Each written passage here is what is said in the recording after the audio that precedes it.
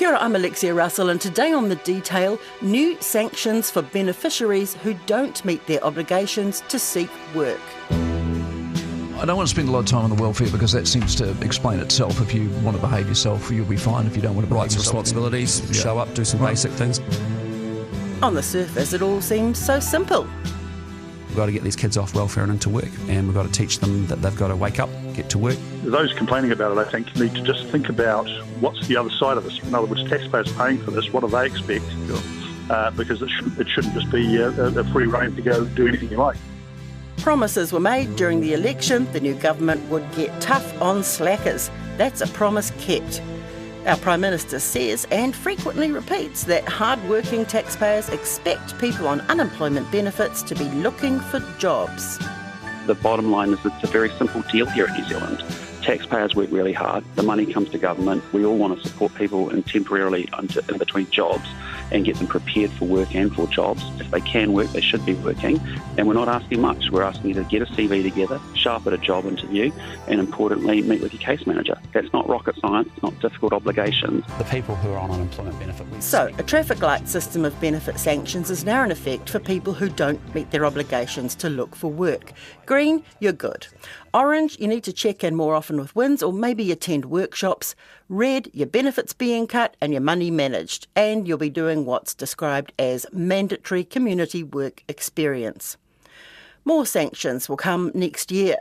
They include requiring job seeker recipients to reapply for the benefit every 6 months instead of yearly, having half your benefit loaded onto a card to restrict your spending, and community work. ACT leader David Seymour would like to go further, punishing women who continue to have children while on the benefit. The question is, what is the role of the government and the taxpayer to keep giving you a pay increase for each child that you have? Now, if you've never been on a benefit, if you don't know anyone who has been, if you're one of those hard-working New Zealand taxpayers, the subject of benefit sanctions might not bother you.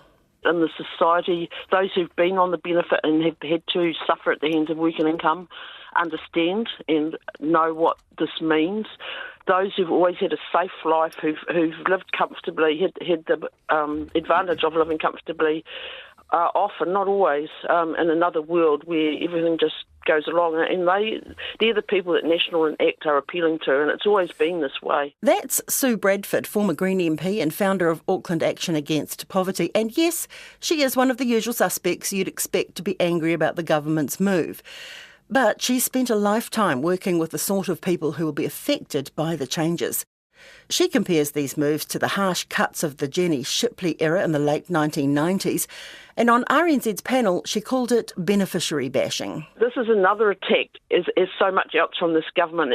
There's no evidence to show anything of this will work in any real way for the people who are most effective, and it's showing also the government's total lack of empathy for the people who are absolutely in the worst position in our society, the people who have least, the people who already don't have enough to live on. I think there's a big problem that this government has come to power making a big play of the idea that its policies are going to be much more evidence-based than the previous governments were, and it's spent a lot of time touting social investment, which is supposedly at least going to be an evidence-based approach whereby only the things that work are funded and the things that don't work are defunded. And the problem here is that there's not a huge amount of evidence, to put it mildly, to support the idea that a much more punitive approach to the benefit system actually works. Max Rashbrook is a journalist and researcher into inequality and poverty. And again, yes, he's also left-leaning. But his views are informed by research, evidence and talking to beneficiaries. I've spent quite a lot of time over the last decade interviewing people living in poverty about their situation and what works and what doesn't work in this area. Have you spoken to beneficiaries and what's been their response? I haven't personally, but it's been a policy of ours since before the election, and we've just said it's about fairness and it's about rights and responsibilities. This is just National doing what National typically does when it gets into power, and it's very much what it signalled in opposition on the campaign trail it was going to do. You know, as they say in the movies, it's a bit like deja vu all over again, because this is very much the classic suite of policy options that a national government would use. These are the sorts of things that Paula Bennett brought in the 2010s.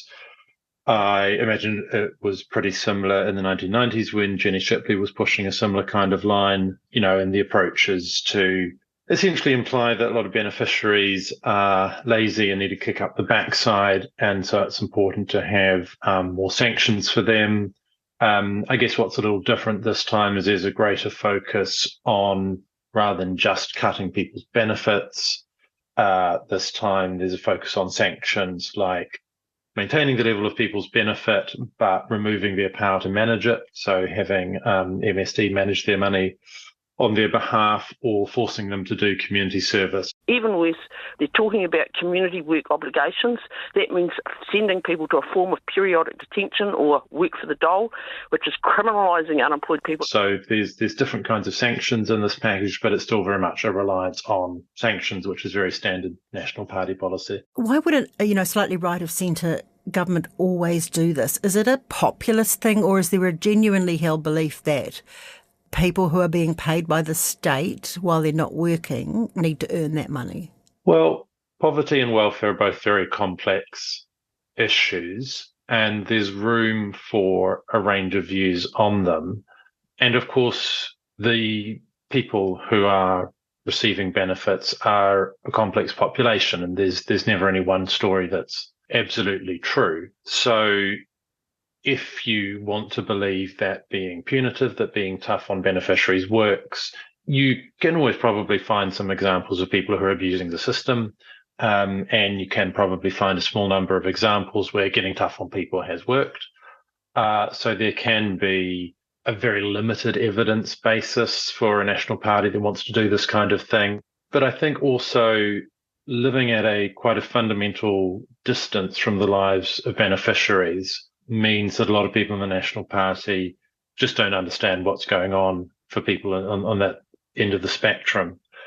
There was a survey that was done, I think, about 10 years ago, a piece of polling that suggested that well over the majority of National supporters don't know anybody who lives on a benefit.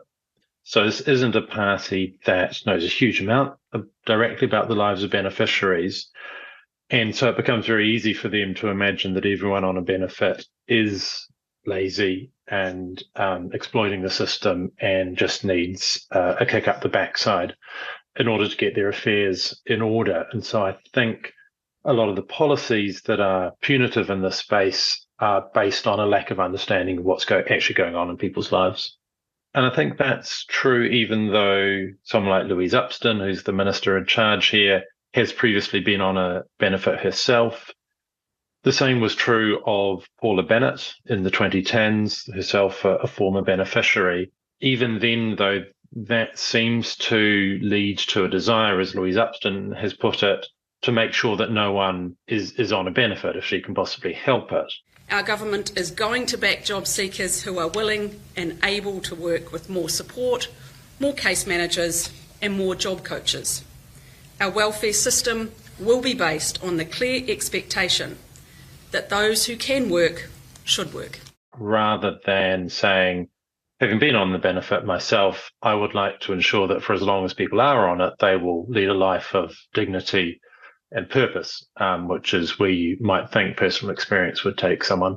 Is it not also contradictory that the sort of belief that everybody should be looking for work, there are jobs out there, is happening at a time when the government itself is behind a lot of the unemployment? Well, there's a number of paradoxes here. A wider one that doesn't always get touched upon is that it's somewhat ironic that in the language of a Conservative government, the way that you create incentives apparently for rich people is to give them more money to cut their taxes, but somehow the way you create incentives for poor people is to give them less money to reduce their benefits. That sort of inconsistency isn't often remarked upon. But in a more immediate sense, yes, I think there is a very real inconsistency here. This government is continuing the policies of the previous government and is allowing the policies of the Reserve Bank to continue, which in crude terms is to crash the economy, to create a recession in order to get inflation down. And the collateral damage of that policy by the end of this year will probably mean 50,000 people having been put out of work, compared to the low point of unemployment when it was down at 3.5%. More people are out of work, with young people among the hardest hit. There are jobs there. I mean, like I spoke to people in horticulture last week who still can't get New Zealanders showing up for jobs or lasting more than 20 hours a week. We need massive amounts of digger drivers. They're cool jobs. Overall, over the past year, the number of people out of work has jumped from 33,000 to 143,000. There's opportunities out there for people, with respect to, I was talking to people in construction wanting digger drivers. Ryan Ruth would love to be fixing roads. Instead, he's building driveways to keep his business trucking along. We were quite heavily involved in the road maintenance. It was almost overnight once the government had changed. A lot of the funding became uncertain and really the phone just stopped ringing. The jobs and the people do not necessarily match. We have far more unemployed people than we have vacant jobs, and it's already all very well to talk about the digger drivers, but many, many people who are on the job seekers are not in a position to be a digger driver. So, yes, the government's policies, along with the previous government's policies, are adding to the welfare rolls at the very same time that they are saying that they want to reduce those welfare rolls and get people off the benefit. And a final paradox that creates is the government has set itself a target to get 50,000 people off the job seeker benefit at the same time as we'll have these 50,000 newly unemployed people who have just been in the labour force, people who've got up-to-date skills and CVs. And if you're thinking about when people are going for a job, who's going to get the call from the employer? Is it the person with a very up-to-date CV and set of work experiences, or is it someone who's been on the benefit for 5 years and whom Louise Upston is trying to force into paid work? Well, it's pretty clear who's going to get the call there. And so I think there's a real conflict between what's happening in the wider economy and the government's stated desire to get tens of thousands of people off the benefit numbers. And just one day into the new traffic light system came evidence that things are already starting to unravel. Currently, I have not met my obligation of coming into an interview on the 9th of August. Therefore, I have had my benefit cut by half. In this case, they say on the 9th of August, you did not meet your work obligations because you did not attend the appointment rearranged. However, this is not the case. I never had an appointment for the 9th of August. I never received any information. I'll give you an example from today of a person in the older age group who was just this week asked by the case manager to go for jobs. This person is homeless, living in a car, and one of the jobs that they were invited to apply for was a home-based job where you work from home with your computer in your office.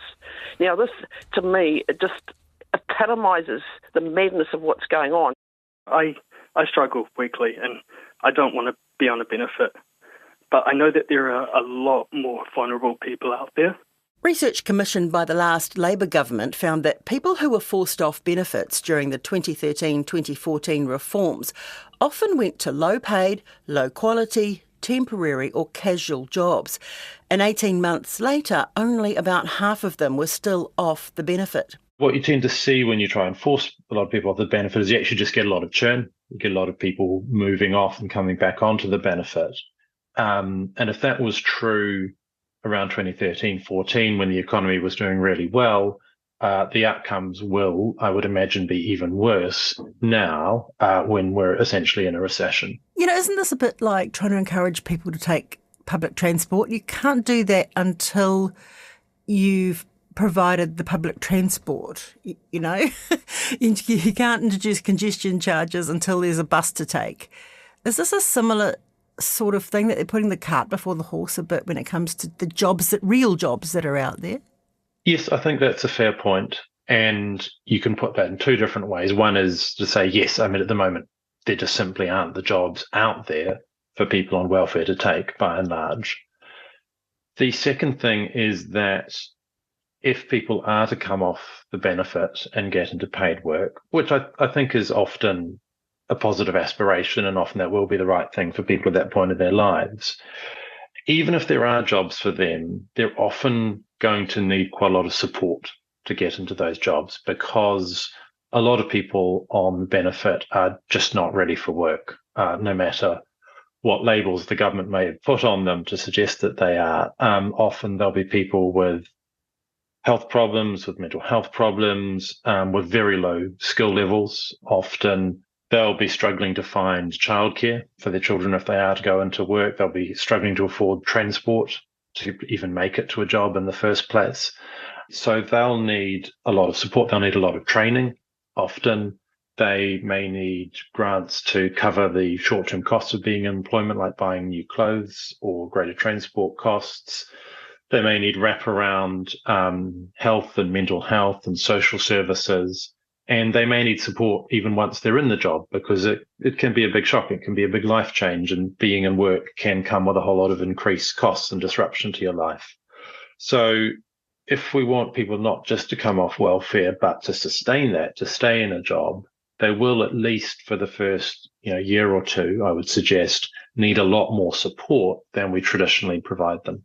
Max, how much does the attitude of WINZ staff contribute to this? Because I know, there was a lot of anecdotal evidence after the key reforms that it had sort of come from the top that, the attitude, these people should not be on a benefit. What sort of message is this sending from the top to those staff? I think the culture at WINZ does matter hugely, because when you're a beneficiary, and the people I interview who are on benefits often make this point, one of the big problems with the welfare system is simply that benefits don't pay people enough to actually live on and have a decent life and give their children a decent life for as long as they are on welfare.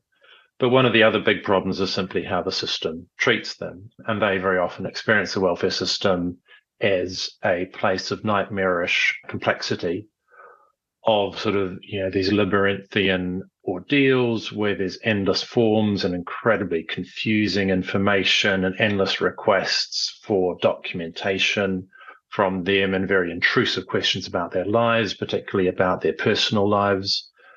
Because if you start a relationship with someone, then it's argued that they should be supporting you. So MSD spends a certain amount of time asking beneficiaries about their sex lives, which I think is suboptimal. And just more generally, work and income offices can be relatively supportive places where people are made to feel welcome and are helped with their aspirations, which will include paid work, or they can be quite unwelcoming, hostile, punitive places. I don't know that we have a huge amount of data on that, and it's a hard thing to measure objectively. But from my experience of interviewing people, yes, in the John Key, Paula Bennett years, people found work and income a very hostile, judgmental, unpleasant place to be. And to some extent, that attitude lightened under Labour, under Carmel Sepuloni. The culture under National was to make it as difficult as possible for people to be able to access what they were entitled to at Work and Income New Zealand. And now our job is to turn that around. It remains variable, I think. One of the things that I hear from beneficiaries is that it can vary a lot just depending on which WINZ office you have to deal with, because case managers, frontline workers have a certain amount of discretion. And so, frankly, it's just some of them are more pleasant and are more supportive than others. And there's also a wider problem that I don't think under any administration we've really solved the problem that the system is so complicated that often people don't know what their entitlements are, and they aren't always made aware of what those entitlements are. But yes, one of my worries is that under this government, WINZ offices will go back to being very unpleasant places, and to the point where some people who actually need help may simply decide, I'm not even going to go to Work and Income. I would rather suffer more, because Work and Income is so incredibly unpleasant. It is so dehumanizing and so disrespectful to me that I would simply rather not engage with the system at all. And I think that's a real tragedy. Max says it's also one of the ways that benefit numbers typically come down, people disconnecting from the system, or the introduction of hoops that make it harder to get into the system in the first place. And of course, that's not a real achievement. That's not actually improving people's lives. That's not demonstrating that need has decreased and you're doing a good job as a government. It's just saying that you've created so many hoops for people to jump through, or you've made the whole process of applying so unpleasant that people don't engage with the system at all. And so it's a way for a national government to artificially make things look better than they actually are. In all the interviews that you've heard with Upston, Luxon, what does the language they use say to you about their engagement with this issue? Well, they're presenting it as just a very reasonable set of demands that, would be common sense to middle New Zealanders. The thing that both Luxon and Upston have said is we're not asking very much. It's perfectly reasonable to expect people to turn up to job interviews or work readiness courses or appointments with case managers or what have you.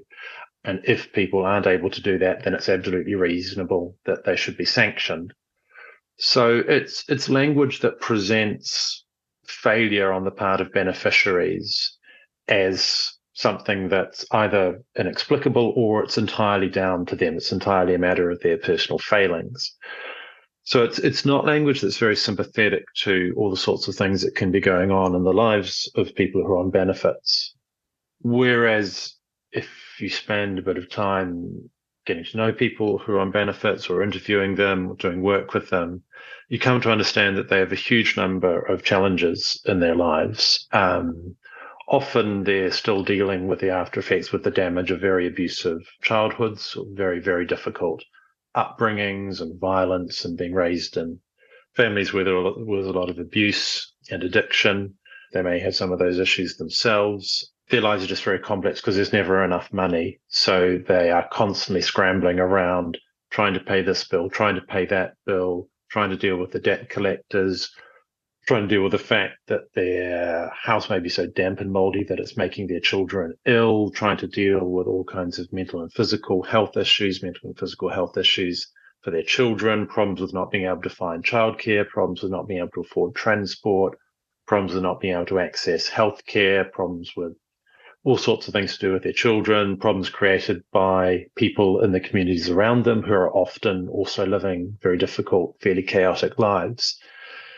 And so if someone doesn't turn up for a job interview or an appointment at MSD, in a few cases, they will just be taking the mickey. But in the vast majority of cases, it will be because something incredibly disruptive has just happened in their lives, or they actually can't afford the bus fare or the petrol to get themselves to the job interview, or there's been some kind of sudden health crisis in their family, which happens a lot more often than it does in middle-income families.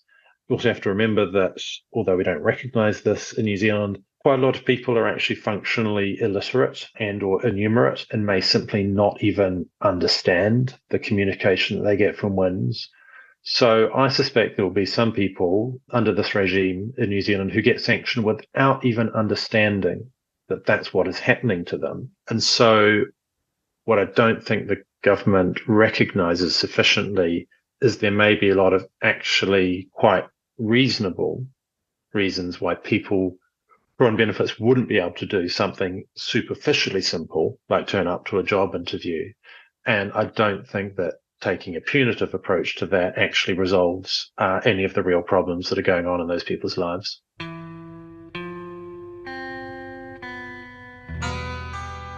That's it for today. The Detail is a newsroom production supported by RNZ and New Zealand On Air. This episode was engineered by William Saunders and produced by Gwen McClure and Davina Zimmer. Thanks to Max Rashbrook. I'm Alexia Russell. Ka kite anō.